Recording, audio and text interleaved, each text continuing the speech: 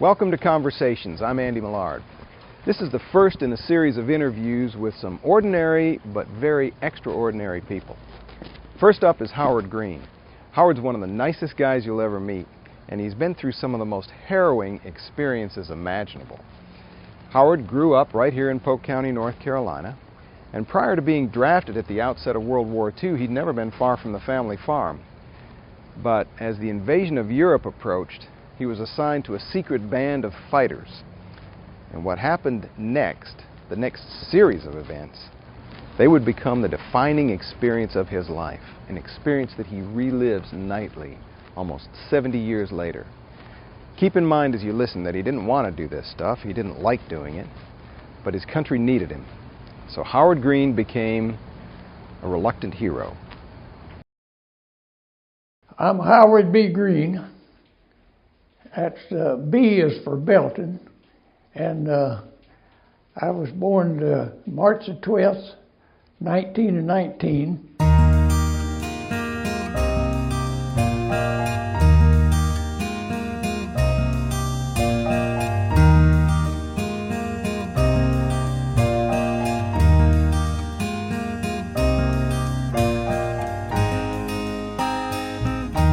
We'd come to town in a two-horse wagon.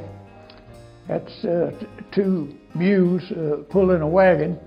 I went to school at Greens Creek, and I graduated from Greens Creek High School down there.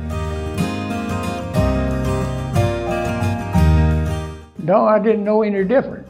And of course, we didn't have no funds or no automobile to get out of town to see what the other part of the country was. And so we just stayed down on the farm.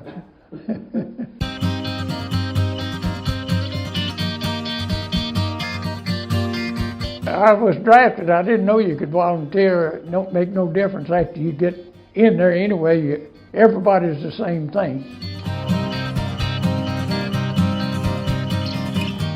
I was in an outfit that they tried to call a secret outfit, and it was the Black Ghost Rangers. There's the White Ghost Rangers and the Black Ghost Rangers. And they were an outfit that was used in special purposes over there. They was training us to do special things. And that was on silent killing. I learned how to kill without making a noise, because whenever you shoot a rifle and kill anybody, it would alarm maybe 200 or 300 men, and you'd get killed right quick. So we had to do that silent killing if we were sent in to do a job like that. And we were sent into several jobs similar to that. And it wasn't no pleasure either. God. They give us choke ropes. We had choke ropes we could throw around a guy's neck. We could stand back from him about 6 or 8 feet, throw it around his neck, and it had a hook on it that would catch the rope as it come around, and you could give it a jerk, and it'd choke him to death just 2 or 3 minutes. You know, he couldn't get his breath. Then we'd have to take the rope off of him because we didn't want the Germans to find out what that secret was that killed him. I'd throw that rope and give it a jerk, and that first one, I'll tell you, it kind of got next to me. Our reason for doing that was so we could get more in behind the lines and find out what was going on. These were guards that we'd killed, you know. They'd be up guarding the troops while they was sleeping. And then their guard the next morning, they come in looking, going to relieve him, and they didn't have no guard to relieve. And so that was bad. That was wicked now. Whenever you're having to choke people to death, that's awful. I just couldn't stand the thoughts of a bayonet, but that's beside the point. Whatever, any way you could think you could stay alive, you better do it. I tell you, war is awful. I hope to goodness that you or your grandchildren never do have to go to a war.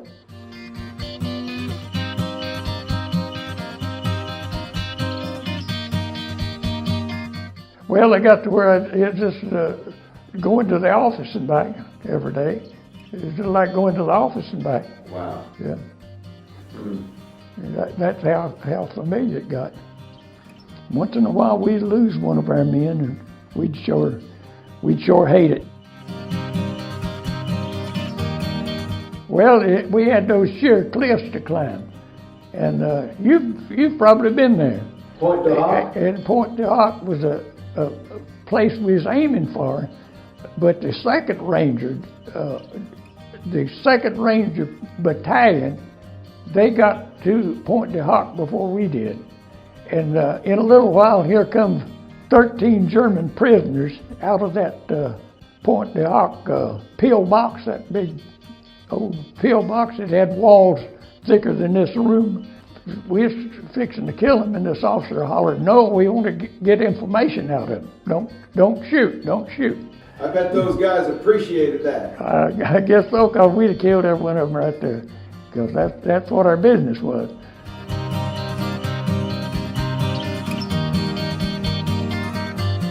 We was in the Hurtgen forest for 4 months, and it was 40 degrees below zero, and it was the most gruesome battle and the longest battle that was fought in Europe. Artillery would hit the treetops, and treetops would fall down on the soldiers and kill them, and there were so many falling that you didn't know which way to go to dodge one. We did last until the last 6 men up almost to the last days of the Hurtgen forest, and they done away with our Ranger outfit and took each one of us and made a platoon sergeant in a division. But I reckon it's a pretty safe place. I lived through it.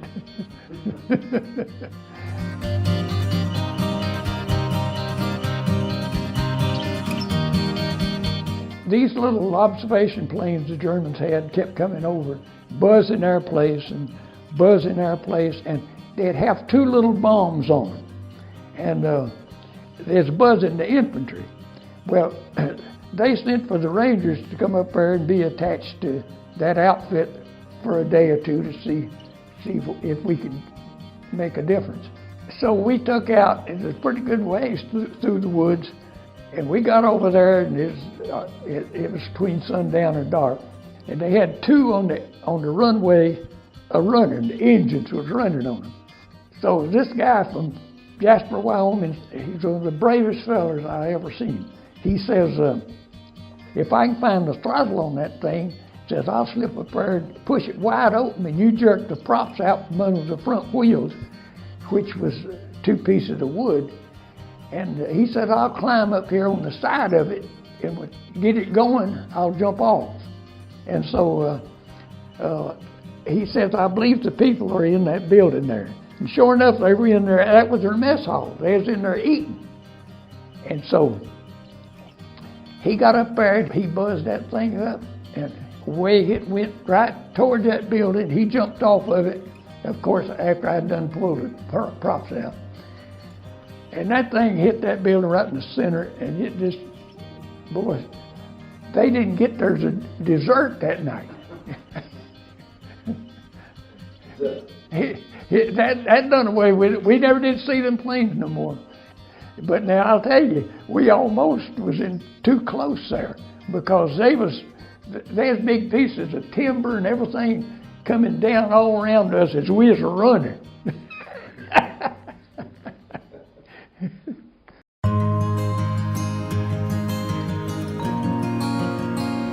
It stays on my mind, all the time. And some nights I don't sleep very much. I do battles every night. I'd say, well, why didn't we do it this way? Why didn't we do it that way? And that's a funny thing, and look how many years it's been, and I can't shake it off to save my neck. So I guess it's going to the grave with me. And I just can't shake it off.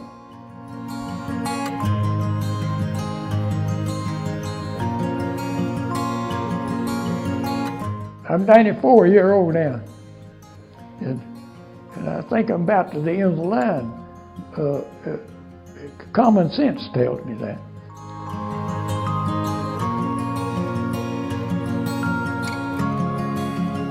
I think I just take it one day at a time, and try to make that day be a good day.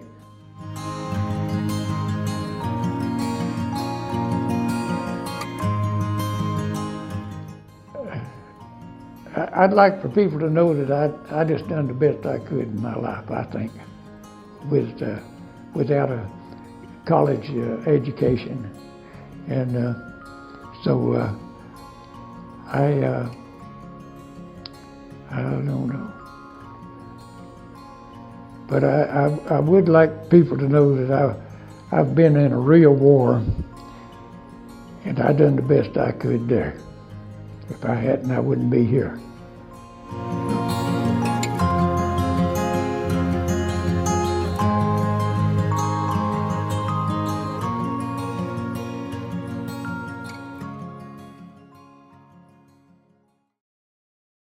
But you didn't go to the South Pacific. No, thank goodness I didn't go down there where all those snakes was.